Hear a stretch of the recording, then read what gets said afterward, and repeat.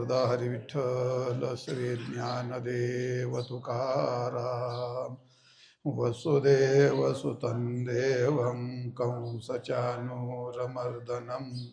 देवकी परमानन्दं कृष्णं वन्दे जगद्गुरुं मूकं करोति वाचालं पङ्गुं लङ्घयते गिरिं यत्कृपातमं वन्दे परमानन्दमाधवम्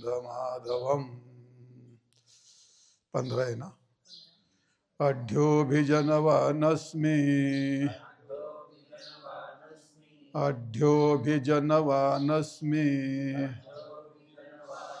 पुण्योऽस्ति सदृशो मया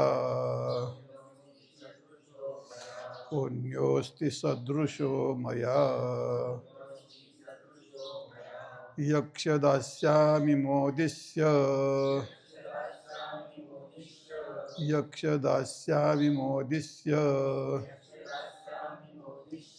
इत्यज्ञान विमोहिताः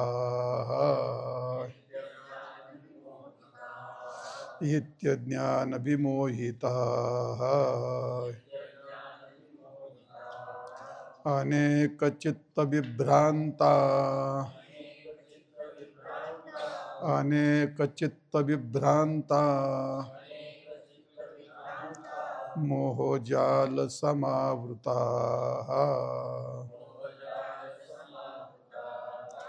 मोहजाल समावृताः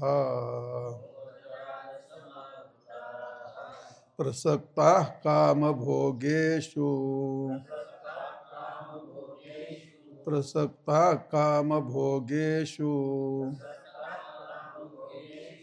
पतन्ति नरकेषु च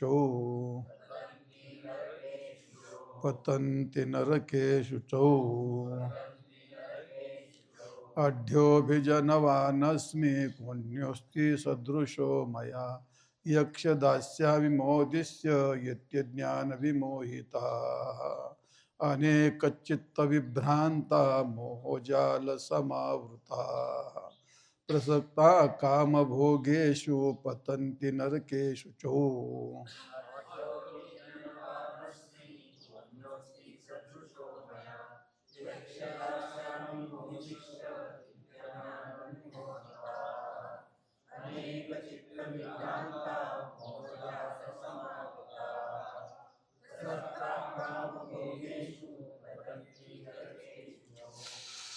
अढ्यः अभिजनवान् अस्मि कोन्कः अन्यः अस्ति सदृशः मया यक्ष दास्यामि मोदिष्य इति आज्ञान विमोहिताः अनेकचित्तविभ्रान्ता मोहजाल समावृताः प्रसक्ता कामभोगेषु पतन्ति नरके अशुचौ असे आहे त्याचे पद. आणि त्याचे तुम्ही अन्वय केला आणि काही केला तर ते सगळे त्याचे विशेषण आहेत. आढ्य एक स्वतंत्र आहे, अभिजनवानस्मी एक स्वतंत्र आहे 2, आणि माझ्यासारखा जगात कोणी नाही 3. यक्ष यज्ञ करणारा आहे. हो, त्याच्यात काय यक्ष आहे काय? आहे मात्र त्याच्यावर यक्षे. तुम्ही काय म्हणले मग? तुम्हाला काय वाटत? आता यक्ष येणार गारठ्यात म्हातारे माणसं, त्याचं काय? तोंडात एक नेते बऱ्याच वेळा तोंडात एक राहत आणि तिथं राहत एक. मला कळतंय चुकलंय, पण तिथे आता तोंडात तिथं ते जे बोलतच नाही त्यावेळी त्याला काय करतात? यक्ष म्हणण्याच्या यक्षे असं म्हणायला पाहिजे होतं. यक्षे दास्यामि मोदिष्य आणि इति आज्ञान विमोहिताः. तर त्याचे अर्थ असे आहेत, एक एक सांगतो तुम्हाला. आणि काय सांगितलं? आढ्य 1, अभिजनवानस्मी 2, आणि मया सदृश कहा अन्य अस्ति 3, आणि यक्षे हे काय 4, दास्यामी 5, मोदिष्य 6, आणि विभ्रांता आज्ञान विमोहितः 7, आणि अनेक चित्तविभ्रांता 8, मोहजाल समावृतः 9, आणि काम भोगेषु प्रसक्ता 10, आणि 11वं आहे आशु नरकात पडतात. असे स्वतंत्र पद आहेत. त्याचे अन्वय करून झालं तर तेच, आणि ते लय झालं तर जास्तीत जास्त मया सदृशा का अन्य असते, माझ्यासारखं दुसरा कोणी नाही, एवढंच त्याचा अर्थ एका बाजूला घेतात. नाही सगळे कोणतं केव्हाही पद सांगितलं ते स्वतंत्र सांगायचं, त्याचं काय ते. तर त्याचा अर्थ असा आहे. तर पहिल्यांदा शब्दशः सांगतो, नंतर मग तुम्हाला त्याचा विस्तार सांगतो. आढ्य याचा अर्थ धनाढ्य, श्रीमंत. आणि मया सदृश्य का असते ह्या सगळ्याला लावा तुम्ही. माझ्यासारखा असा श्रीमंत कोण आहे? अभिजनवान, माझ्या एवढा सगळा कुळाचा विस्तार असणारा दुसरा कोण आहे? आणि यक्ष याचा अर्थ माझ्यासारखा यज्ञ करणारा या जगात कोणी असू शकत नाही. दास्यामी म्हणजे मी सगळ्या जगातला दाता मीच आहे, त्या यज्ञाधिकात दान करणारा असा माझ्यासारखा दुसरा कोणी नाही. आणि मोदिस्य याचा अर्थ मुद धातू असल्यामुळे आनंदित, आनंद भोग घेणारा माझ्यासारखा जगात दुसरा कोणी नाही. आणि असा इथपर्यंत माझ्यासारखा कोण नाही, माझ्यासारखा कोण नाही. मग तिथून खाली म्हणायचं माझ्यासारखा मूर्ख कोण नाही, माझ्यासारखा मूर्ख कोण नाही. इथे अज्ञान मोहित हा, असा अज्ञानाने विमोहित झालेला, अज्ञान जाळ्यात फसलेला तो असा म्हणतो माझ्यासारखा कोणी नाही. दुसरी गोष्ट, त्याच्या चित्ताला अनेक प्रकारचे भ्रमाने भ्रमिष्ट झालेलं त्याचं चित्त तो असंच बोलू शकतो, तो सांगतो माझ्यासारखा मूर्ख कोणी नाही. आणि मोहजाल समावृता, मोहाच्या जाळ्यात अडकल्याच्या नंतर तो त्या जाळ्यातून बाहेर तर निघत नाही, पण आत गप बसत नाही. हरणाचं पाडस जाळ्यात अडकलं तर ते आत शांत बसतं, अशातला भाग नाही. खडबड खडबड खडबड करतं, त्याला सुटता तर येत नाही, पण तरी ते गडबड खडबड करत असतं. तसा हा मोह जालात अडकून बसला तरी सुद्धा तो गप्प बसत नाही. तो त्याचे अनेक प्रकारचे मनोरे रचून त्यातून मी बाहेर पडल्यावर हे करीन ते करील असं त्याचा मनोरथ तो तयार करत असतो. आणि मग हा सगळ्या याच्यामध्ये त्याच्या बुडाला आढ्य असेल, अभिजन असेल, यक्ष असेल, दास्य असेल, मोदिष्य असेल, आणि विमोहित असेल, अनिकेत विभ्रांत असेल, या सगळ्याच्या पाठीमागे काम, नाम, इच्छा जबरदस्त दडलेली आहे. आणि त्याच्यामध्ये तो प्रसक्त नाम त्यात तो पूर्ण फसलेला असल्यामुळे शेवटी तो नरकात पडतो. नरकात पडला असतं तर चांगलं झालं असतं, पण भगवंताने त्या नरकाला वाईट विशेषण दिलं. अशुचौ नरके पतंती, अत्यंत अशुचे अशा नरकात तो पडतो. तर हे सर्व त्याचे विशेषण आहेत. तुम्हाला हे शब्दशः अर्थ सांगितलेत, तर त्याचा विस्तार केलाच. तर त्याचा विस्तार करून काय त्याच्यातून आता काय फार न्यायाचा उकांडा उकारल्याच्या नंतर त्याच्यात खाली एखादा केस सुगंधी निघेल अशी काय अपेक्षा करायचं काही काम नाही. लिंबुळी कोणत्याही कोपऱ्याला करंडली तर शेवटी ती गोडच लागणार आहे. त्यामुळे त्याची अपेक्षा करणं काय नाही. तर चला, याच्या पाठीमागे काय आहे? मुळात ही गोष्ट आहे एक, आपण त्याला आसुरी संपत्तीचे लोक ज्याला म्हणतात. मग आता ही व्यक्तीचं चित्र आहे का हे रावणाचं की कंसाचं किंवा अमक्या कोणत्या व्यक्तीचं? हे कोणत्या व्यक्तीचं चित्र नाही, तर हे चित्र आहे जी व्यक्तीच्या वृत्तीत या भावना आहे ती व्यक्ती आसुरी संपत्तीवान आहे. किंवा ती जी व्यक्ती या वृत्ती त्याच्यात असतात यातल्या अर्ध्या किंवा यातल्या काय त्यात 25% किंवा त्यातली एखादी जरी असली तरी सुद्धा तो आसुरी मनुष्य आहे. आणि हे कोणी त्याला सांगितलं तर तो त्याला ते पटणार नाही, तो स्वीकारणार पण नाही. हे त्याने त्याच्या मनाने ठरवायचं माझ्यात हे आहे, मी ह्या दोष जाण्याकरता मी काय करू हे ज्याने त्यांनी ठरवायचं. भगवंताने आरसा ठेवलाय, त्या आरशात जायचं, आपलं मुख पाहून घ्यायचं. त्या मुखात कुठं डाग आहे तो आपल्या आपल्या बोटाने तो मुखाचा डाग काढून घ्यायचा, असा याचा अर्थ होऊ शकतो. लक्षात आलं का नाही? हे काय एखाद्या व्यक्तीचं वर्णन केलं नाही, हे कोणत्याही व्यक्तीचं चित्र नाही.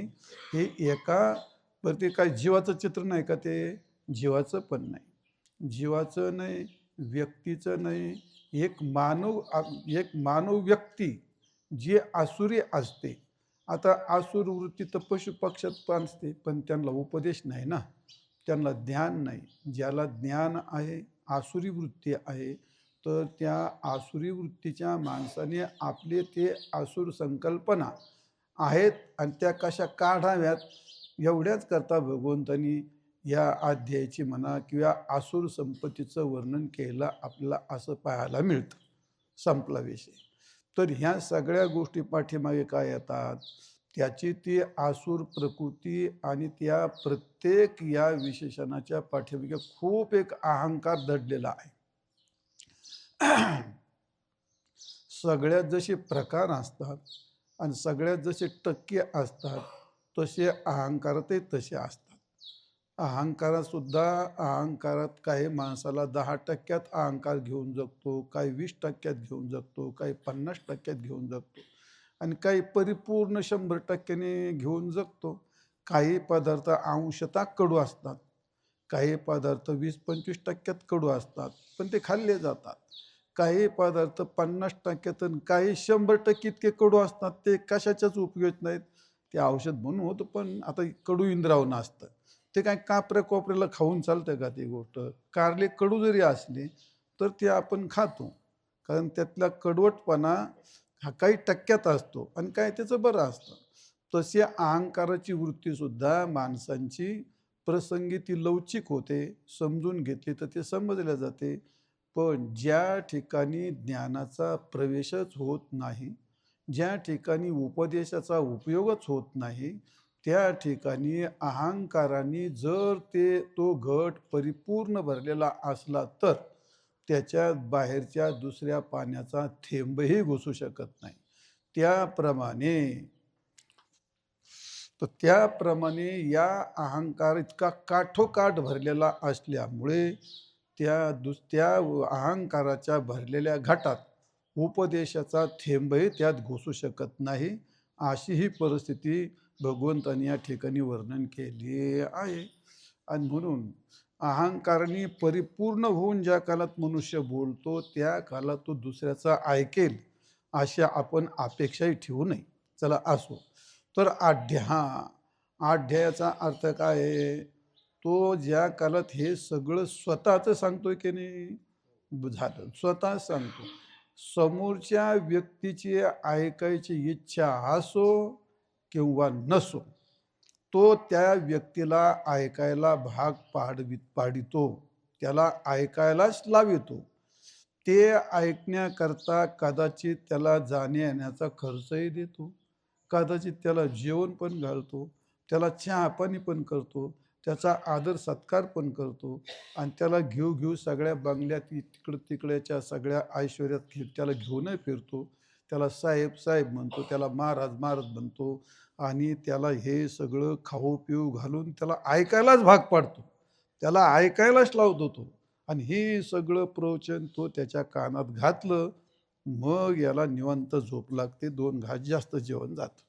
त्याचं कारण का?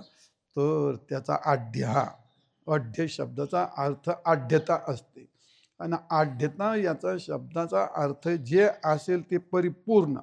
मग श्रीमंतीचं शेवटचं टोक, माझ्यासारखं जगात श्रीमंत कोण नाही, श्रीमंतीचं शेवटचं टोक असो किंवा नसो, त्याच्या मनामध्ये मात्र त्या श्रीमंतीचं शेवटचं टोक पूर्ण भरलेलं असतं. तुमच्या लक्षात आलं, जगात आमका कोण श्रीमंत आहे असं काही म्हणता येत नाही. हे नंबर देणारे काय त्याचे जाऊन काय टेप लावून मोजलेले नसतात. ते कोणाचे एस्टेट नंबर देतात ना, ते इथं अदानीनं 3 नंबरला आहे, अडाणी 4 नंबरला आहे, हे सगळे सांगतात. ते काय त्यांचं ते जाऊन काय टेप लावून मोजलं ते नाही, ते आपले धागात गोळ्या मारतात अंदाजे. तसं ते हे रस्त्याचे किलोमीटर लिहितात ना, ते तसलेच असतात. ते घरी बसून किलोमीटर लिहितात, त्या नंबर राहून तिथं तसले घरी बसून किलोमीटर लिहिणारे लोक आहेत हे सगळे. त्यामुळे त्याने त्याच्या मनातलं सांगितलं, हे त्यांनी त्याच्या मनातलं सांगितले आढ्यता. आणि म्हणून ऐकणाऱ्याची इच्छा असो नाही तर नसो, पण तो त्याच्या श्रीमंतीचा विस्तार सांगतो. आणि सांगतो मग काय सांगतो तो, त्याचा काय एक पैलू का? नाही. मग त्याच्या स्थावरचं सांगतो, मग त्याच्या जंगमचं सांगतो किंवा त्याच्या घरातलं सांगतो. त्या श्रीमंतीला सांगता सांगता त्याचे घर सांगेल, त्याची जमीन सांगेल, मग त्याची इस्टेट सांगेल, मग ते काय कोणाच्या नावा, कोणाच्या जहाजा, कोणाचे हॉटेल, कोणाचे काय असेल. पण त्याला रोज उठून कोणाला तरी सांगायचं, इतकं पाठांतर असतं, ते काही विसरायचं काही काम नाही. त्याला रेकॉर्ड ठेवायचं पण काही काम नाही. त्याला म्हणतात आढ्य. आढ्य शब्दाचा अर्थ आहे श्रीमंतीचा थाट. आणि श्रीमंतीचं आता त्यातलं दुसरं एक सांगतो तुम्हाला. जर कदाचित त्याच्याकडं 50% जर असेल तर तो कमीत कमी 110% सांगण्याचा प्रयत्न करतो, त्याला म्हणतात आढ्य. आणि हे बाळू तुला खूप माहीत असणार. हे तुमच्या मित्रातले कोणी असतात तर ते इतकं फुगून सांगतात, त्याच्याकडे ते नसतं. बरं जो ऐकतो ना त्याला माहिती चालली माझ्यापेक्षा जास्त आहे, पण तरी तो त्याच्या शब्दातून त्याला नेहमी कमी करतो आणि त्याचं वाढवून सांगत होतो.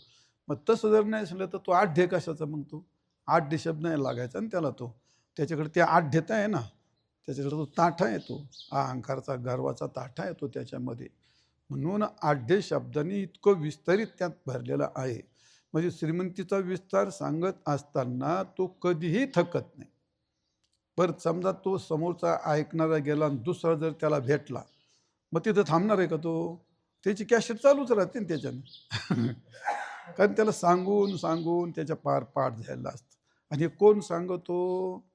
जो ज्याच्याकडे नसलेलं सांगत असतो एक, आणि दुसरी गोष्ट हरामाचं गोळा केलं सांग. आता त्याच्या बाप दादांनी तो पडलेलंच आहे त्याच्याकडे, तो त्याचा ते जन्माला आलाय तो. त्याला काय त्याला त्याची इच्छाच नाही झाली कधी कोणालाही सांगायचं. तो त्यातच जन्माला आलाय आणि ते लहानपणापासून पाहिलं हे, त्याच्यामुळे त्याचं काय नाही. पण ज्याने आगंतुक काहीतरी वाकडं तिकडं करून अनितीने जमा केलं असतं, त्याला ते कोणाला तरी दाखवावं वाटतं आणि कोणाला तरी सांगावं वाटतं. कारण ते जमा करत असताना त्याच्यात आढ्यता असते. आणि म्हणून त्या आढ्य याचा अर्थ श्रीमंत शब्दाचा अर्थ धनाचाच नसतो.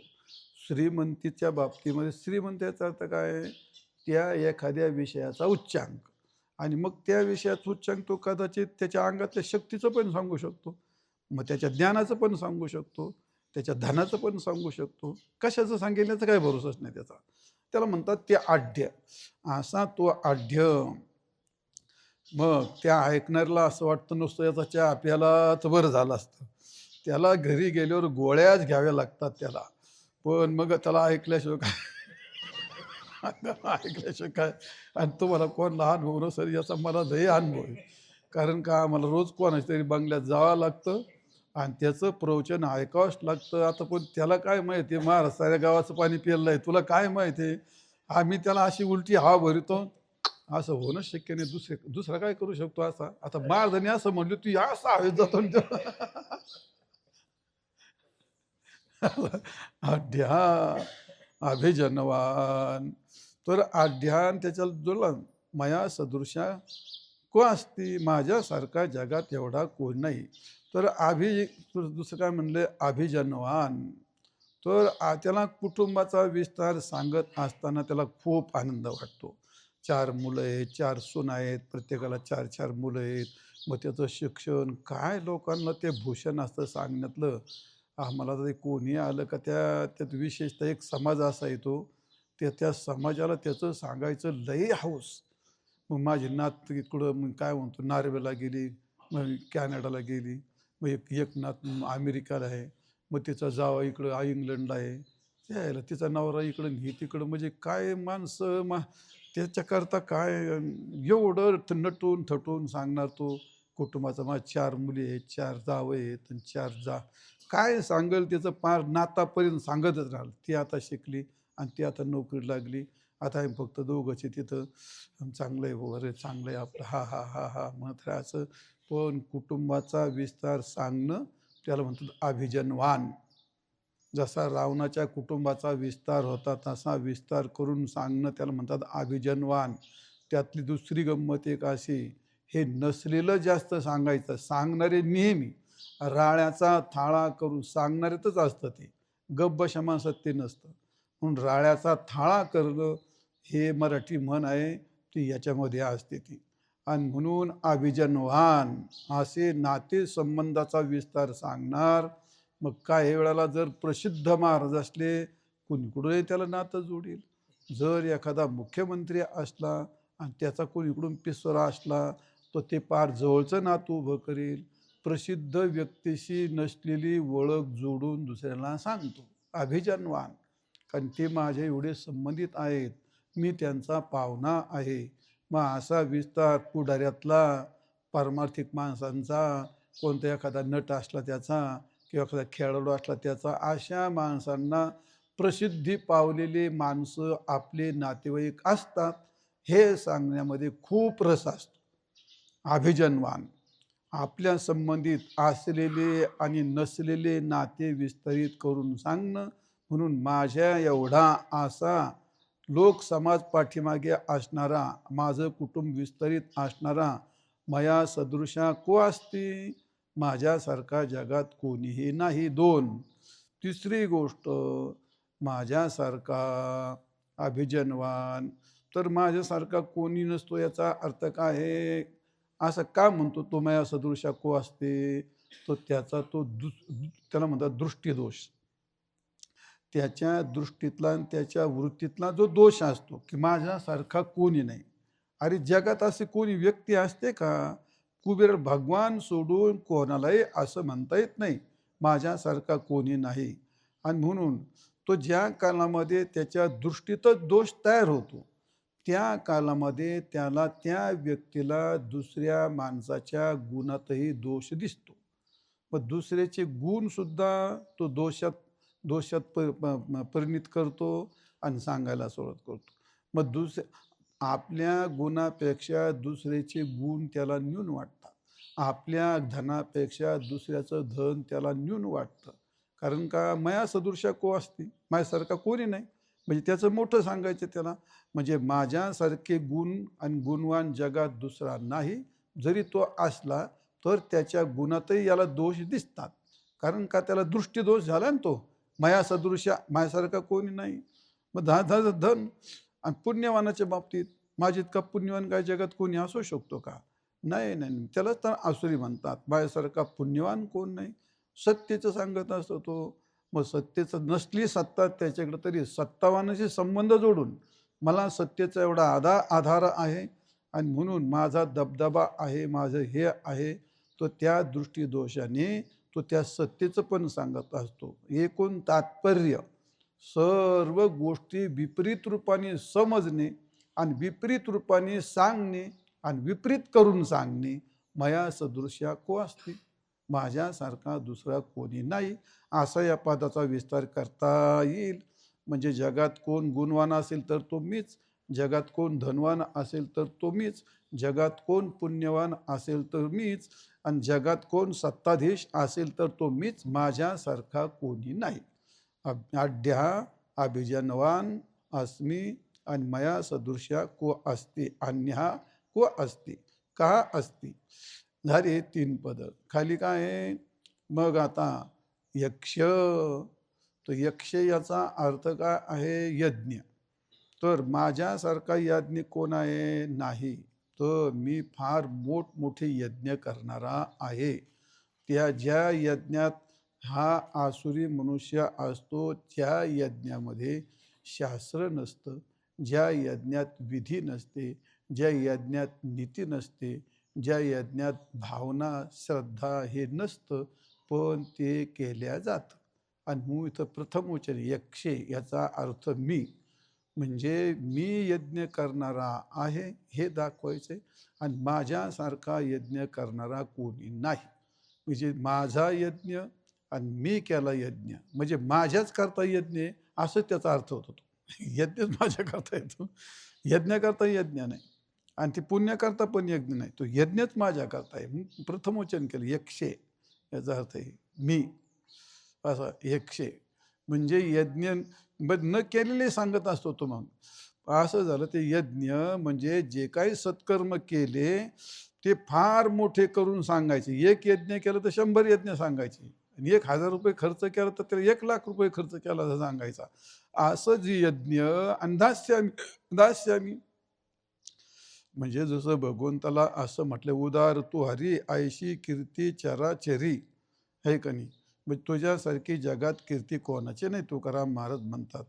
मनाचे संकल्प पावेल सिद्धी आणि जरी राही बुद्धी याचे पायी. ते काय म्हणते तर ते सेवितो हा रस वाटितो अनेका घ्या रे हो नकारा न भरी विटेवरी ज्याचे पाऊले समान आणि तोची एक जाण त्याच्यासारखा जगात शूरदाता कोणी नाही असं तुकाराम महाराज भगवंताला जे म्हणतात. तसं याला असं वाटतं माझ्यासारखा शूरदाता कोणी नाही. हे असं काय म्हणतो तो? यालाच तर असुर म्हणतात, याला तर आसुरी संपत्ती म्हणतात. आणि म्हणून त्या यज्ञात माझ्यासारखा दाता कोणी नाही. जर त्याच्या पुढे एखाद्याने कुबेराचं नाव जर घेतलं तर कुबेराने माझ्याकडून पैसे उशी नेलेत. आता आता काय करणार तू? कुबेराने पैसे माझ्याकडूनच उसने नेले, तो असं म्हणायला बसलाय ना तो. कारण का तिची वृत्ती तशी दृष्टीदोष आहे त्याचा. आणि म्हणून कोणी इंद्र असेल कुबेर असेल तर तो माझ्या पुढे किंचित आहेत ते, अशी त्याची भावना झाली असते. आणि म्हणून तुम्हाला जर पाहायचंच असेल तर या कलियुगामध्ये तुम्ही महाभारत ऐकला असेल. महाभारतामध्ये कर्णाचं उदाहरण सांगितलं जातं ना, थोड्या फार फरकाने म्हणा, पण कलियुगामध्ये मला लोक बहुतेक उदार करणं असंच म्हणतात. कारण दास्यामी, कारण एवढा मी दाता आहे मोठा. आता त्या माणसाला काय म्हणावं? त्याचं एवढंच म्हणावं लागतं की त्यातून शिकायचंय. अशी माणसं असतात. आणि ही वृत्ती काय सांगते आणि हा कोणत्या वृत्तीचा मनुष्य आहे आणि ती वृत्ती आपल्यात कधी येऊ शकते का? आणि जर येत असेल तर त्याच्यातून आपण सावध झालं पाहिजे. एवढा त्यातला अर्थ शिकायचा असतो. ते वर्णन करून आपल्याला काय त्यातून काय प्राप्त होईल अशातला काय भाग नाही. त्याज्य त्यजावया लागे, ज्ञानेश्वर महाराज म्हणतात. जी वाईट गोष्ट, या सगळ्या वाईट गोष्टी आहेत त्या का वाचायच्यात, का समजून घ्यायच्यात, का पाप करून घ्यायचंय मुखाला? हे नाही. हे शोधून शोधून ही वृत्ती जर आपली कधी उठत असेल तर ऐकल्याच्या नंतर ते मन ज्या मनाने ह्या वृत्त्या पकडलेल्या असतात आणि त्याच मनाला जर हे सांगितलं, तुकाराम महाराज म्हणतात आयशे जागवितो मना आणि मग नंतर दुसरशे जना. मनाला जर ही समज दिली तर ह्या सगळ्या वृत्त्या कोणी पकडलेल्या आहेत? ह्या मनानेच. आणि कशाने? भ्रमाने पकडल्यात. त्या मनाला जर उपदेश दिला का हे चुकीचं आहे, तर त्या मनाने जे पकडलेलं आहे ना, ते हे दुसऱ्या वेळी पकडायला गेलं का ते लाजतं. कारण त्याला कळालेलं आहे अरे हे चुकीचं आहे. मग दुसऱ्या वेळी नाही, जर त्याला ज्ञान नाही झालं ते पकडून ठेवतं, ते अजून वाढीतं ना, ते मन आहे ना ते. मग तसं जर त्या मनाला उपदेश दिला, त्याला समजून दिलं, तर पुन्हा पुन्हा ती वृत्ती जागृत करून तिला पुष्टी देण्याकरता तेच मन लाजतं. आणि म्हणून अशा मनाला हे उपदेश देणं गरजेचं असतं का ह्या चुकीच्या गोष्टी आहेत, असो तो भाग. आणि म्हणून माझ्यासारखा दातृत्व कोणी नाही. कोणी किती जरी असला तर इंद्र चंद्र कुबेर हे सगळे माझ्या पुढे फिके आहेत. असा मी दाता आहे. मी यज्ञ करीन आणि त्या यज्ञामध्ये असे मेरू पर्वतांसारखे सुवर्णदान मी देईन, असं त्याला म्हणायचं आहे. पुढचं पद काय आहे? मोदिष्य, तर माझ्यासारखा आनंदी कोणी नाही. मोदिष्य, मग मी या देशाला गेलो, त्या देशाला गेलो, त्या हॉटेलमध्ये गेलो, ते बागा पाहिल्या, हे ऐतिहासिक पाहिलं, ते ऐतिहासिक पाहिलं, मग खूप फोटो काढले, मग खूप आनंद घेतला. तो त्याचा आनंद सांगत असताना इकडं माणसाला असं वाटतं आता हे पुरं करावं, पण तो पुरं करत नाही. मोदिष्य, त्याने घेतलेला जो आनंद असेल तो आनंद तो त्या ठिकाणी प्रगट करतो आणि घेतलेला आनंद परत तो त्या आनंदाचा भोग घेत राहतो. तर मोदिष्य, स्वतःचा आनंद. मूद शब्दार्थ आहे मोदित, मोद काय काय मुद, मुद धातू येतो. हा, मोदती असे म्हणतात. मोदते असं काय कर्म काय ते आत्मनेपद आहे का तो? मोदते म्हणजे आनंदित होतो. आणि म्हणून माझ्यासारखा आनंदित दुसरा कोणीही नाही. आनंदाचा भोग घेणारा मीच एक आहे. मग त्या आनंदाचे कुडकुड क्षण असतात ते. मग लग्नाचे सोहळे उकरून काढतो. थोरल्या मुलीचं लग्न केलं ना, याव केलं, ट्याव केलं, ट्याव केलं. ते धाकट्या मुलाचं लग्न केलं ना, याव केलं ट्याव केलं ट्याव केलं आणि झालं. दुसऱ्या तासाला दुसऱ्या दिवसाला 1 महिन्याने काही नसतं त्याचं. जे काहीतरी वाकडं तिकडं होऊन बसतं, काहीतरी बार वाजवतो एखादा, मारवाऱ्या भानगडी होतात किंवा कर्जाचा डोंगर होतो किंवा मुलीचंच काहीतरी वाकडं तिकडे होऊन परत पाठीमागे येतं. मग त्याचा फोटो काढायला घेतो त्याचा चेहरा. हां, जो आनंद घडतं ना हे. ज्याला लई उतारायला असतो ना, आता ज्याने काही नाही सहज केलं, त्यात जरी काय झालं, कारण त्याचा फुगा फुगलेलाच नसतो. पण याचा एवढा फुगा फुगला आणि जर काही वाकडं तिकडं जर झालं, तर मात्र मग त्याला तितक्याच दुःखाला सामना करावा लागतो. ते काय चूक निसर्गाची गोष्ट आहे ती. आणि म्हणून मग लग्न सोहळे सांगायला सुरुवात करतो. मोदिष्य त्याने कुडूकुडू आनंद घेतला. मग त्या आनंदाचं वर्णन करत असता तो मोदिष्य. अरे ते तुला यातून काय त्याला काय म्हणतात इंग्लिश शब्द काय यशपोस काय म्हणतात त्याला सांग. म्हणजे प्रगटीकरण करणं. त्याने काय काय होणार प्रगटीकरण? त्याचा उपयोग काय होत नाही तो. बरं ते नसलेलं सांगायचं ना त्याला ते. तर जाऊ द्या. मोदीस याचा अर्थ आहे जिथं जिथं त्याने आनंद विभोर झालेला आहे त्याची पुन्हा पोथी वाचणं. तर तो सांगत असतो. मग विदेश वाऱ्या केलेल्या सांगतो किंवा त्याचे लग्नाचे खूप मोठमोठे विस्तार असेल तेच ते सांगतो. ते लग्नाचे कार्यक्रम सांगतो किंवा मग भोजनाचं सांगत असतो. त्या हॉटेलमध्ये गेलो काय ते पदार्थ राव, काय ती चव. अहो तिथं इतके नंबर असतात तुम्हाला माहीत नाही महाराज. आणि एक ताट 1,500चं एक ताट. असं आहे. आम्ही 5-6 जण गेलो. आम्ही सगळे कुटुंब जातो. प्रत्येक आठवड्याला जातो म्हणजे आम्ही तिथं बरं झक मारितो. प्रत्येक आठवड्याला जातो आणि तिकूनच केस पेपर काढून घेऊन येतो. अरे ते मसाले खाताय शेकले सवरले गाढ हो. ते मसाले आतड्याला काय काय त्रास करतात आणि ते नाना प्रकारचे मसाले. आणि अलीकडे कुठून संशोधन घेऊन आले ते. आणि मग ते कर्नाटकाचं घ्यायचं, त्या तामिळनाडूचं घ्यायचं, उत्तर प्रदेश भले 7-8 एकत्र गोळा करायचे आणि ते सगळे एकत्र घालायचे आणि मग खायचं. मी म्हणतो खाण्याच्या बाबतीमध्ये काहीही झालं साळुंगे साहेब, तिथं गव्हाचंच पीठ असेल का नाही? गव्हाचीच प्रकार केले. बरं तिथं तांदूळच असतील का नाही? मग काही जर ते वांगेच असतील का नाही? मग तिथं नवीन काय? भाजी गेली तर वांगे काय असतं वांगे भोपळं काय ती भाजीच असेल तिथं. आणि भात कोणता केला तर त्याचं काय तांदूळच असतील त्याच्यामध्ये. आणि कोणतंही काय त्यात गहूच असतील ना. याच्यापेक्षा जगात दुसरं काय आहे? का आकाशातले फळं काढून ते आकाशाची फुलं घातली त्याच्यामध्ये गाढव. काय आहे काय त्याच्यात? मग त्याच्यात दुसरी चव काय त्यांनी फक्त त्याच्यामध्ये मसाले कोंबलेत आणि ते तुमच्या आरोग्याला घातक आहेत. आणि हे घातक असून त्याला कालच्या कीर्तनामध्ये सांगितलं हे रसनेंद्रियाचे गुलाम झालेली माणसं ती गुलामगिरी. आणि त्याकरता माणसं पैशाची आणि आरोग्याची आणि वेळेची या 3 गोष्टीची एवढी हानी करून घेतात तरी त्याला त्यातलं काही कळत नाही. आणि तेच पुन्हा पुन्हा सांगतो हे हॉटेलात एवढं तिसं एवढं एवढा आनंद घेतला, एवढं जेवण झालं, एवढं तेवढं झालं. मग इथं भगवान सांगतात भल्या माणसा त्याने असं काय फरक पडतो, तिने काय तुला होतं ते. तर असं जाऊ द्या. मोदिष्य तो स्वतःचा अन्न सांगतो, भोजनाचा सांगतो. मग अजून जे जे काही त्याच्या जीवनात घडले ते आनंद सांगतो. आनंद सांगता सांगता बिचारा काही थकत नाही. असा आहे तो. म्हणजे तो थकतही नाही आणि ऐकणाराही तो ऐकतच राहावं लागतं. त्याच्या का त्याला चहा पाजलेलाच असतो. असं आहे त्याचं. जाऊ द्या. किती पदं झाली आता.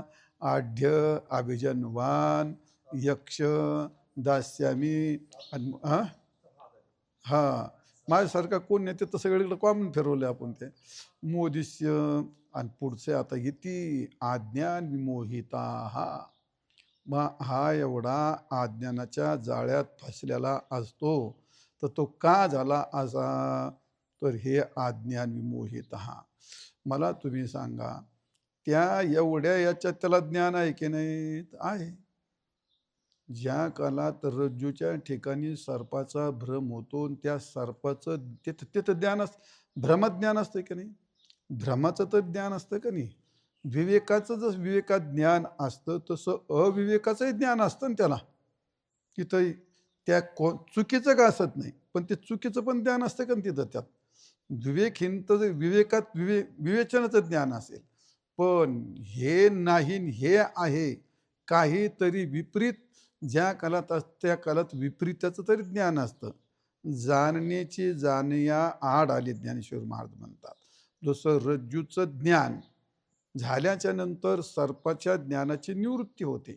पण सर्पाच्या ज्ञानामध्ये त्या सर्पाच्या ज्ञानाने रज्जूचं ज्ञान लोपून टाकलं की नाही. मग भ्रामत पण एखादं ज्ञान असतं, अविवेकात पण एखादं ज्ञान असतं. तसं या अज्ञानाने मोहित झाल्याच्या नंतर त्याचे जे ज्ञान आहेत, हे वर सांगितलेले, हे सगळे ज्ञान कसे आहेत, हे त्याचे विपरीत ज्ञान आहे. म्हणून त्याच्यात जर अज्ञानाने मोहित झाला असला तर त्याच्यात काय नाही, फक्त विवेक नाही, पण त्याचं ज्ञान विपरीत आहे, पण ज्ञान नाही असं नाही. ज्ञान त्याच्याकडे असतंच ते. आणि म्हणून अज्ञानाने आंधळा झालेला मनुष्य, जसा अंध हा कोणत्या दिशेला धावेल याचा भरोसा नाही, तसं अज्ञानाने आंधळा झालेला मनुष्य तो काय बकेल आणि काय बोलेल याचा काही भरोसा नसतो. आणि म्हणून थोडक्यात आंधळा झालेला मनुष्य कोणत्याही दिशेने धावतो. अज्ञानाने आंधळा झालेला मनुष्य तो काहीही बडबड करू शकतो.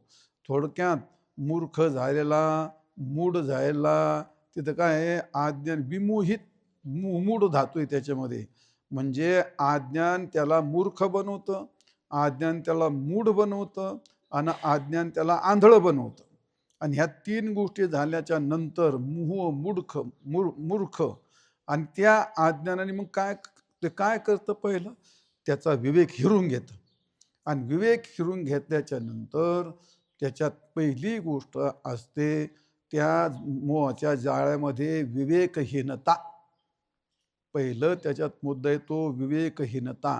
म्हणजे त्याच्यात योग्य अयोग्य विचार नसणे, त्याला म्हणतात विवेकहीनता.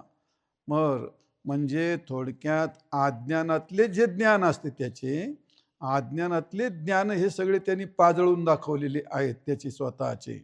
मग त्याच्याकडे विवेक नसतो का? विवेक असतो, पण विकारातला विवेक आहे तो. विकारातला विवेक आहे तो. तो सांगतो ना माझ्यासारखा कोणी नाही, हा विवेक नाही का त्याचा? विवेक आहे त्याचा. कोणीतरी हे नाही, मी असा आहे, हे विवेक आहे. पण कोणता? तो त्या विकारातला विवेक आहे तो. बरोबर आहे. दुसरा काय तो? तो विनाशाचा विवेक आहे त्याचा. तो विचारताय पण निघालाय कोणीकडे? तो विनाशाकडे निघाले ना. दुसरी गोष्ट, त्या विनाशाचा विवेक आहे. तो मोक्षातला विवेक आहे का? तो मोक्षाकरता विवेक नाही तो. मग मोहातला विवेक आहे तो. त्यातला जो विवेक आहे त्याचा अहंकारातला विवेक आहे तो. अहंकार तो सत्य करता असतो. आणि म्हणून या ठिकाणी त्या शब्दालाच काय म्हणतो, तो त्याग आहे.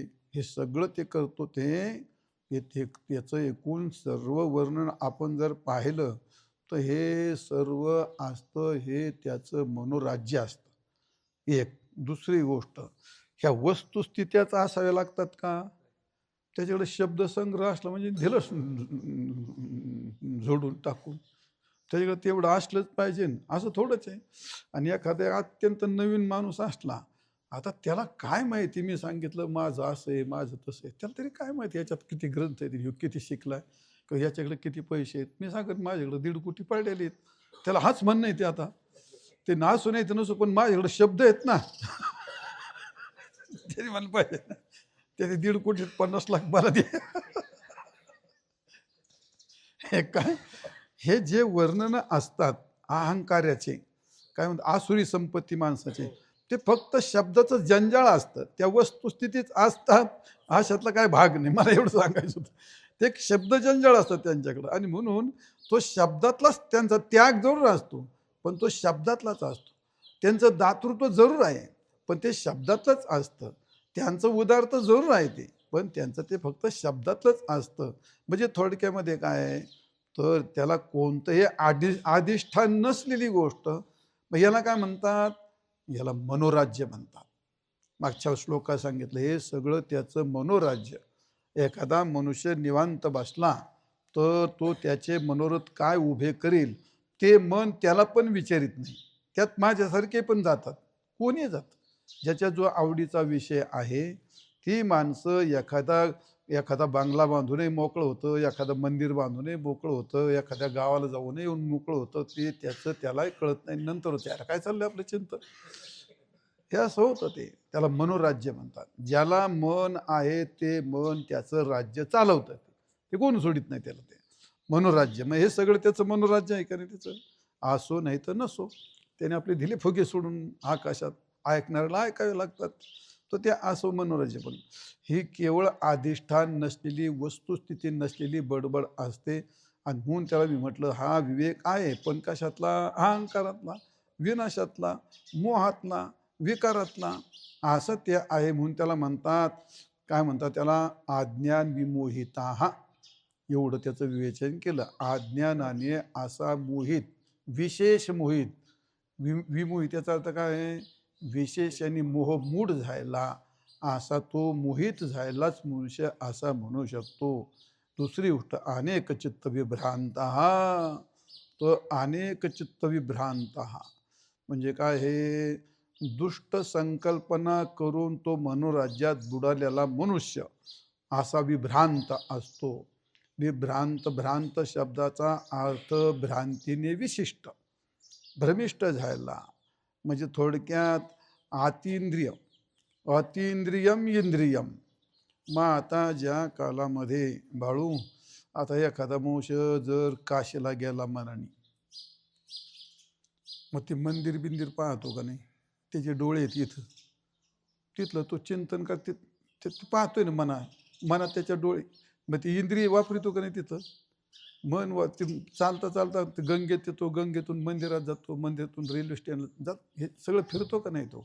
मग तिथं इंद्रिय आहेत का ते अतिंद्रिय वापरतो तो? अतिंद्रिय त्याला काय मनोरंजन ते अतिंद्रिय. म्हणजे अतिंद्रियम इंद्रियम, इंद्रिय नसताना तिथे इंद्रिय वापरतो सगळे, यालाच म्हणतात मनोराज्य. असं अतिंद्रियम इंद्रियम, त्याला भ्रांत म्हणतात ना. म्हणजे भ्रांतानाम अधिष्ठानी. थोडक्यात सगळ्या गोष्टीला अधिष्ठान नसतं, म्हणून त्याला भ्रमिष्ठ असं म्हणतात. भ्रांत म्हणजे काय? युक्तिहीन ज्ञान. भ्रांत म्हणजे संशय ज्ञान, विपरीत ज्ञान. निश्चयातही ज्ञान असतं, विपरीतही ज्ञान असतं, आणि संशयातही ज्ञान असतं.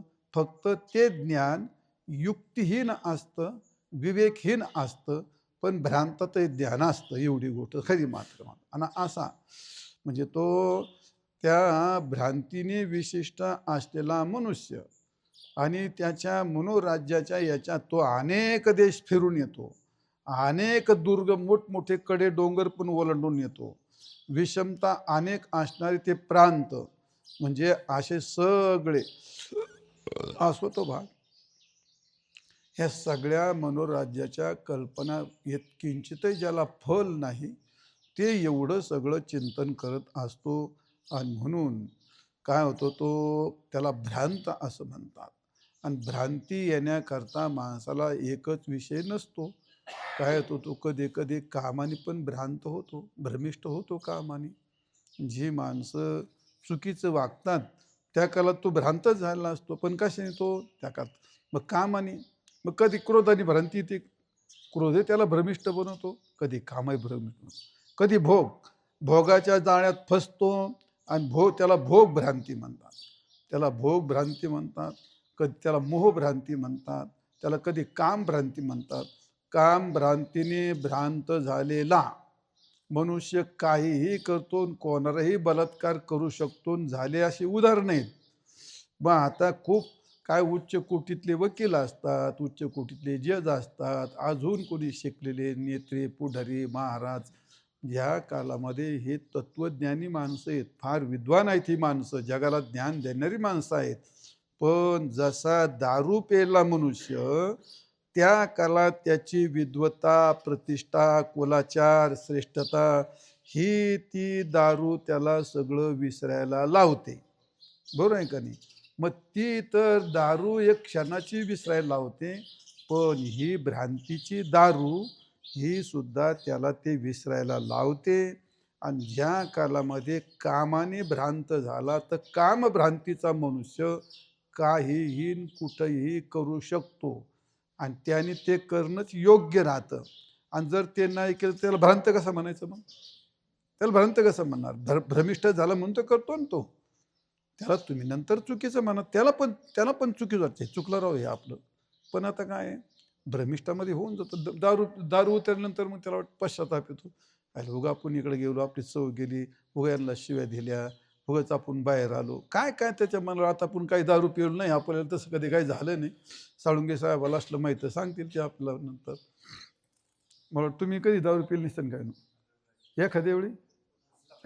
नाही, आता आम्ही नाही कोणाला नाही सांगायचं म्हणा. नाही, एखाद्या पार्टीला गेल्यावर ते असे कबूलच नाही व्हायचे, त्याला एकट्याला गाठ येतो मी एखादा.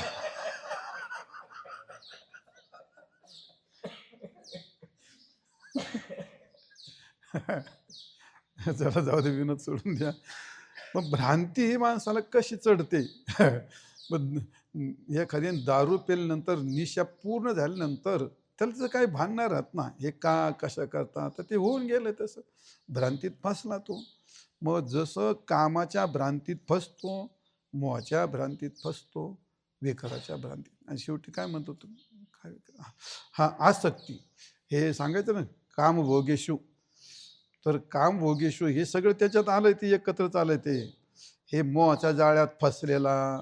मग तुम्हाला मोगा सांगितलं, हरणाचं पाडस असतं, आणि ते जसं काय करतं, ते जाळ्यामध्ये राहून त्याचं मनोरथ तयार करतं. ते मला कोणतरी माझी आई, वचच राहतं ना ते, माझी आई येईल, मला यातून काढील, मग मी पळून जाईल. काय त्याचे मनोरथ, पण आत अडकलेला मनुष्य जास्त मनोरथ तयार करतो. एखादा काही गुन्ह्याने दूर जेलमध्ये गेला, मग त्याचे मनोरथ चालूच राहतात की नाही. माझा मुलगा येईल, माझा कोणतरी येईल, माझा नातेवाईक होईल, ते पैसे भरील, मला त्यातून बाहेर काढील, त्याचे ते मनोरथ चालू राहतात. तसं भ्रांतीत फसलेला मनुष्य, त्याच्यात त्याचे जे पाहिजे या दिशेने की त्या दिशेने ते मला माहिती नाही, पण त्याचे मनोरथ बंद नसतात, म्हणून त्याला फसलेला असं म्हणतात. म्हणजे विषय भोगाने आसक्तीने अत्यंत आंधळा झालेला मनुष्य, मग तो काय करतो, तो हे तुम्हाला सगळं एवढं सांगितलं तुम्हाला कशाचं, भ्रांताने. या सगळ्या भ्रांतीची त्याचे कारण कल्पना पण सांगितल्या. म्हणजे कामाने भ्रांत, मोहाने भ्रांत, भोगाने भ्रांत, आसक्तीने भ्रांत, आणि हे सर्व झाल्यानंतर मग शेवटी काय होतं म्हणले, ते त्याचं एकच होतं. हे सगळं मग कुठं जातो, तो तो अधोगामी आणि नरकगामी होतो. शेवटचं पद असं आहे, भगवान सांगतात, काम भोगेशु प्रसक्ता, याच्यात फसलेला आशुचो नरके पतंती. ही माणसं असे आशुची, त्याला रवरव नरक म्हणतात, कुंभीपाक नरक म्हणतात. ज्या नरकामध्ये काय मल मूत्र रक्त असे अत्यंत अशुची पदार्थ असतात, विंचू विंगळ, म्हणजे त्याचं वर्णन केलं नाही पुराणामध्ये. त्या नरक काय म्हणतो, नरक कुंडांचं वर्णन केलं आहे. नरकाचं कोणत्या पापाने कोणत्या नरकात जातो याचं पण वर्णन केलं आहे. तर अशुची नरकामध्ये ही माणसं पडतात. मग आता याला कोणी ढकललेलं आहे का त्यांनी स्वतःच फासा तयार केला? स्वतःच फासा तयार केला, आणि ते स्वतः म्हणून पतंती म्हणलंय ना. पतंती म्हणजे स्वतः जाऊन पडतात ती माणसं. तर असे नरकात जाऊन पडतात. असे 2 श्लोकाचं हे वर्णन केलंय. आपण यातून काय काय ज्याला जे जे शिकायचं ते ते शिकण्याचा प्रयत्न करतो.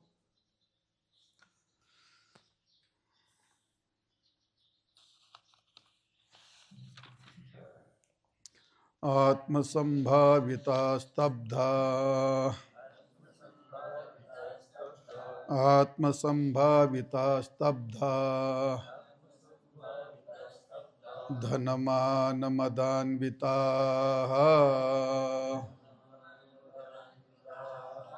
धनमानमदान्विताः,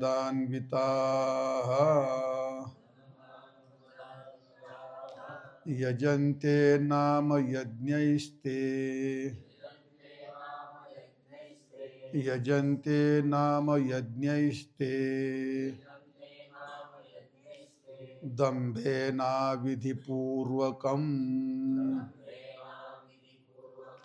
दम्भेनाविधिपूर्वकम्,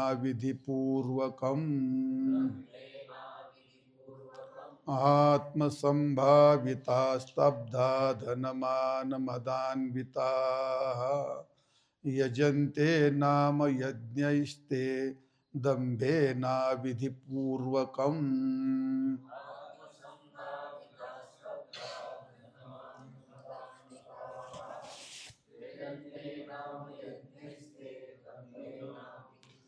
आत्मसंभाविता स्तब्धा धनमान मदान्विताः यज यजन्ते नाम यज्ञैः ते दंभेन अविधिपूर्वकम असे पद आहे. अन्वय केला तर आत्मस्तंभाविता ते स्तब्धाः धनमान मदान्विताः दंभेन नाम यज्ञैः आणि अविधिपूर्वकम यजन्ते असे ते यज्ञ करतात. अर्थ असा आहे, स्वतःला स्वतः मोठे मानणारे त्याला म्हणतात आत्मस्तंभावितः, त्याला आत्मस्तुतीमध्ये मग्न असणारे. स्तब्धः त्याला आपल्या मराठी भाषेमध्ये त्याला म्हणतात घमेंडी, फुगीर, गर्विष्ठ, असा तो त्याला म्हणतात स्तब्धा. आणि धनमान म्हणजे धन आणि मान या मदाने मदोन्मत्त होऊन तो असा होऊन त्या ठिकाणी दंभेन, दंभ याचा अर्थ आहे पाखंडी. अशा पाखंडीप्रमाणे पाखंडी माणसाने मग काय करतो, तो यज्ञ ही यजनते, तो यज्ञ करतो. पण कसा यज्ञ करतो? अविधिपूर्वकम, ज्या यज्ञात विधी नाही, नियम नाही, काय नाही, असं दंभाने तो सगळे यज्ञ त्याच्याकडून केले जातात. यजनते इथं क्रिया आत्मनी पदाचा प्रयोग आहे. ते नाम यज्ञ ही यजनते, तो त्यांच्याकडून त्या असे केवळ नावाचे यज्ञ त्याच्याकडून हे केले जातात आणि ते अविधिपूर्वक असतात. चल जाऊ द्या, तात्पर्य असं याच्यातही काय फार सांगायला अर्थ नाही. जे स्वतःला श्रेष्ठ मानणारे घमेंडखोर लोक जे असतात ते धनाने आणि मानाने, दोन गोष्टी आहेत. धनाने मनुष्य काय होतो, उन्मत्त होतो, आणि मानाने सुद्धा उन्मत्त होतो. त्याला धनमद असं म्हणतात आणि मानमद असं म्हणतात. आणि मदाने कोणी उन्मत्त होतो हत्तीसारखा, आणि मग केवळ पाखंडी बनून तो यज्ञ करतो, पण अविधिपूर्वक असा नावाचा यज्ञ करतो, असा एवढा श्लोकातला अर्थ आहे. तर आत्मस्तंभाविता म्हणजे स्वतःने स्वतःला मोठं केलं असतं. याच्यावरती तुम्हाला खूप प्रवचन चांगल्यापैकी केलं आहे. म्हणजे याला काय आत्मस्तंभाविता याचा अर्थ काय होतो, त्याला स्वतःला तो प्रतिष्ठित समजतो. तर प्रतिष्ठा ही काही जगात कोणी कोणाला द्यायची वस्तू नसते, मग ते आपल्याच मनाने उभी केली असते. प्रतिष्ठा ही आपण आपल्या मनाने उभी केलेली एक संकल्पना असते का मी एक अमुक आहे, मी एक श्रेष्ठ आहे. मग त्याला त्याच्या मनातली संकल्पना का मी फार धनवान आहे, मी फार श्रेष्ठ आहे. मग त्याला ते त्याला काय म्हणतात, ते स्वतःला स्वतःने दिलेला मोठेपणा, आत्मसंभाविता. म्हणजे थोडक्यात आपण स्वतःला प्रतिष्ठित आहोत असं समजणे. आणि प्रतिष्ठा ही जगात आत्तापर्यंत माझ्या शास्त्राप्रमाणे आत्तापर्यंत जगात कोणीही कोणाला प्रतिष्ठा दिलेली नाही, कारण ती दुसऱ्याकडून प्रेषित नसते. दुसऱ्या व्यक्तीकडून प्रतिष्ठा ती देता येत नाही. तर दुसरे काय करतात, त्याचा आदर सत्कार करतात, एवढीच गोष्ट आहे. ते त्याला हार घातला, तिने ते क्रिया करून टाकली, पण त्याने त्याच्या मनात जे श्रेष्ठता आहे, ती त्याच्या मनातली श्रेष्ठता कोण हाताने देऊ शकतो का? तो श्रेष्ठ आहे तसा शब्द वापरण्याचा अर्थ. पण ती श्रेष्ठता प्रत्येकाने, प्रतिष्ठा श्रेष्ठता आपल्या मनाने धारण केली असते. ज्या अर्थी यांनी मला शाल घातली, हार घातला, पाया पडले, माझं एवढं वर्णन केलं, म्हणजे या व्यक्तीने मला प्रतिष्ठा दिली, असं जर कोणी समजत असेल तर त्याला महामूर्ख म्हणायचं. हार घातलं, एवढं सगळं केलं, म्हणजे प्रत्येक ठिकाणी त्याला प्रतिष्ठा म्हणूनच केलं जातं का त्याला गब्ब म्हणून पण केलं जातं काय वेळेला? पण लवकर निघितून म्हणून पण केलं जातं. लवकर निघा, आम्हाला जेवायचं आहे, असं असू शकतं की नाही? मग गुणगौरव केला म्हणजे ते त्याला प्रतिष्ठा देतात आणि प्रतिष्ठित समजतात असं नाही. मुलगी मस्त लाडकी असते, ती जास्तच येडेवणी करायला लागली ना तर आई वडील त्याला याच भूमिकेत जातात. का तिला समजून हे काय ऐकत नाही. मग तिला असं गुळ तिच्या हातावर गुळ देऊन बरोबर वाटलं लावायची. जाय तू पुढची वेळी आली का मग तुला सोन्याचा एक मुकुट टोप टोप घेऊ आपण जाय. दिली नाही दिलं का दिली काढून. मग तिला असं वाटतं नाही आता अण्णा मला म्हणले पुढच्या वेळी तुला सोन्याचा मुकुट करील. झाली खुश का गेली. माझी मस्त प्रतिष्ठा दिली पण ते काय तसंच असतंय सगळं ते. एखादी व्यक्ती खूप गुणगौरव केला किंवा त्याचा आदर सत्कार केला म्हणजे त्याने त्याला प्रतिष्ठा दिलेलीच असते, अशातला भाग नसतो. पण त्याने मात्र एवढं केल्यानंतर त्याने त्याच्या मनाने काय ते स्वीकारली, मी प्रतिष्ठित आहे असं. तो त्याच्या मनाने एक काय भोकाडी उभी करतो त्याच्या मनात, आपण फार प्रतिष्ठित आहेत. कारण का एवढे मोठी माणसांनी माझी स्तुती केली, एवढे मला हार घातली म्हणजे मी प्रतिष्ठित आहे. ते असं आहे. पण त्याने केलं ते तुझ्या प्रतिष्ठा म्हणूनच केलं अशातला काही भाग नसतो. आणि म्हणून स्वतःच्याच मनाने स्वतःला फार मोठा आहे असं समजणं, मग त्याला काय म्हणतात आत्मस्तंभाविता. बरं त्या मोठेपणाला समजायला काही एक कंगोर आहे का त्याला? नाही. तो काय समजतो मी सर्व विषयातला सर्वातला श्रेष्ठ मीच आहे. आता मनाने तसं म्हणाल त्याला कोण पाहते आतमध्ये काय समजून गेलं, काही समजून घेईल तो.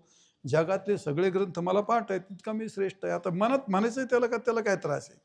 आणि म्हणून आत्मस्तंभाविता म्हणजे सर्व विषयात आणि सर्वांपेक्षा मी श्रेष्ठ आहे असं समजणे याला म्हणतात आत्मसंभाविता. एक. दुसरी गोष्ट सर्व जगातला सन्माननीय म्हणून कोण व्यक्ती जर असेल तर तो मीच आहे, त्याला म्हणतात आत्मसंभाविता. तिसरी गोष्ट जगात मनुष्य पूज्य जे असतात पूजा करतात, पूज्य जो कोण असेल तर तो मीच आहे अशी ज्याची भावना असते मनात त्याला म्हणतात आत्मसंभाव्यता. आणि उच्च कोटी माझं कुल उच्च आहे, माझी जात उच्च आहे, काय माझं वर्ण उच्च आहे, मी संपूर्ण बाजूने मी अत्यंत उच्च वर्णीय आहे. म्हणजे काय म्हणू आपण त्याला VIP. माझ्या एवढा VIP सगळ्या विषयातला जगात कोणी नाही असं त्याच्या मनात समजणे त्याला म्हणतात आत्मसंभाविता. हा मला असं वाटतं लय भरपूर झाला तर मग आत्मसंभाविता हा आणि स्तब्ध हा. स्तब्ध म्हणजे त्याला मूर्खच म्हणतात पण तसं म्हणता येत नाही आपल्याला. त्या स्तब्ध म्हणजे काय म्हणे त्याला घमेंडी थोडक्यात. आणि घमेंडी कशाला म्हणतात ते वेदश्रुती ग्रंथ नाही ज्या प्रमाण श्रेष्ठाचे वचन न मानिजो, हे घमेंडीचा अर्थ आहे. वेदाला कमी समजणं, शास्त्राला कमी समजणं, आईवडिलाला काहीतरी समजणं, श्रेष्ठ जे आहेत त्या श्रेष्ठांना मान मर्यादेने न वागवणं त्याला म्हणतात स्तब्धा. कधीही जगाचा कोणत्याही व्यक्तीचा आदर आपल्यापेक्षा श्रेष्ठांचा जो आदर करत नाही तर तो आपल्यापेक्षा लहानांचा काय आदर करील? नाही करणार ना. म्हणून त्याला स्तब्ध म्हणतात. त्याला असा ते घमेंडी त्याला असं म्हणतात. म्हणजे काय आहे ज्ञानेश्वर महाराज म्हणतात हा लाटण्या आयसा न लवे आणि पाथरू जेवी न द्रवे. आता दगडाला काही केलं तर त्याला काय दयामय त्याला अंतकर्ष त्याला दया याचं काय करायचं. आणि लाटणं किती तेल लावून चोळलं म्हणजे काय वाकण असं थोडंच आहे. लाटण्या आयसा न लवे आणि पाथरू जेवी न द्रवे. मग दगडला पाना फुटू शकत नाही, लाटणं कधी वाकू शकत नाही. तोच प्रकार याचा हा कधीही याच्याकडे लवचिकपणा नम्रपणा असं याच्याकडे नसतो. त्याला स्तब्धा असं म्हणतात. थोडक्यात झुकणेच नाही. जसा भरीव खांब असतो वाकणेच नाही, मोडल पण वाकायचं नाही. यालाच म्हणतात मराठी अत्यंत उद्धट असणारा स्तब्ध हा. धनवान मदान्वित हा. धनाने माणसाला मद नसला तरी निर्माण होतो आणि मानाने सुद्धा माणसं अरे ज्या कालात मान येतो त्या कालामध्ये काय म्हणतो हे बघा एखादी सत्ता येते, एखादा अधिकार येतो, एखाद्याला मान्यता प्राप्त होते, त्याच्या पाठीमागच्या गोष्टी त्याच्यावर तेवढ्या जबाबदाऱ्या पण येतात. त्याला सत्ता जर मिळाली तर त्या सत्तेबरोबर त्याला त्या जबाबदाऱ्या पण पार पाडाव्या लागतात. मग तसंच आहे एखाद्याला मान्यता मिळाली ती मान्यता आता मी माझा सध्या आश्रमात माझा हुकूम चालतो, मी तुम्हाला आता जे काय आज्ञा घे तुम्ही काही करणार ना. आता बरोबर आहे का नाही. आता मलाच गुरु महाराज समजलंय ना तासभर काय ना पण समजलंय तुम्ही मी आता आज्ञा केली तुम्ही मानणार ना ते. अरे पण मग मी आज्ञा काय करायची, त्या अधिकारात जर गैरवापर जर केला मग त्याला उन्मत्त नाही म्हणतात का त्याला? एक तर आपण वापरूच नाही, आपला अधिकार कधीही वापरू नये. फार गरज पडली तर नम्रतेने सांगू, हे करता का तुम्ही, हे करतो का तू, हे असं असेल तर. पण ज्यावेळी आपल्याला अधिकार प्राप्त झालाय त्याबरोबर आपल्यावर एक जबाबदारी पण दिलेली असते. त्या अधिकारापेक्षा जबाबदारीची बाजू चौपट मोठी असते. पण हे नेते लोक हे कोणी असते विसरून जातात ना, ते लोकांना पायाखाली तोडवतात आणि मग नंतर नीतीच त्यांना असं करते, पुन्हा आयुष्यात त्याला कधी वर घेत नाही. तर असं आहे. कशाकडे सांगितलं तुम्हाला हे, म्हणजे धनाने माणसं खूप चांगले असतात, पण कामापेक्षा आणि फुकटचं अनितीचं आणि पापाचं धन आलं तर ते धन त्याला उन्मत्त बनवतं आणि उन्मत्त बनवल्याच्या नंतर त्याला जे नाही ते करायला होतं. त्या धनातलं सामर्थ्यच असं आहे ते. धनातलं ते धन, कोणतंही धन पाप करायला होतं का? नाही. जे अनितीचं धन आणि कोणतंही धन उन्मत्त करीत नाही. जे कष्टाचं परंपरेचं आहे ते उन्मत्त करीत नाही. ते ताडकन ₹10 मोडून केळाची फणी पण घेऊन खात नाही, कारण त्याला खूप कष्ट केलेले आहेत त्यांनी. ते त्याला कधी उन्मत्त बनवत नाही. तो गेला असा कला केंद्रामध्ये, मग ₹1,00,000 उधळले.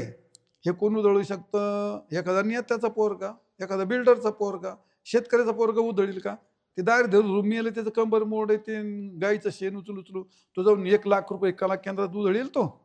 अरे तो एक केळाची फणी पण घेत नाही. तर मग ते तुमच्या दोघात ते, याच्याकडे पण धन आहे आणि त्याच्याकडे पण आहे, पण ह्या धनाने तो उन्मत्त होत नाही. ह्या धनात मद नसतो आणि त्या धनात मद असतो, त्या धनाने तो उन्मत्त होतो.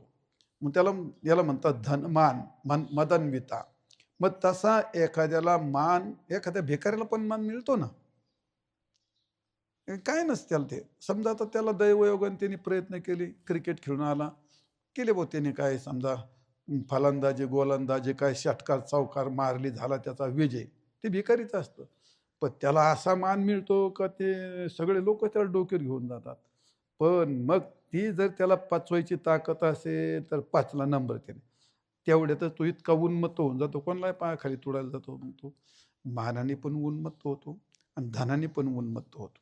तर भगवान सांगतात, हे असे आत्मस्तंभावित आहेत, जे घमेंडी आहेत ते धनाने उन्मत्त होतात आणि मदाने काय मानाने उन्मत्त होतात.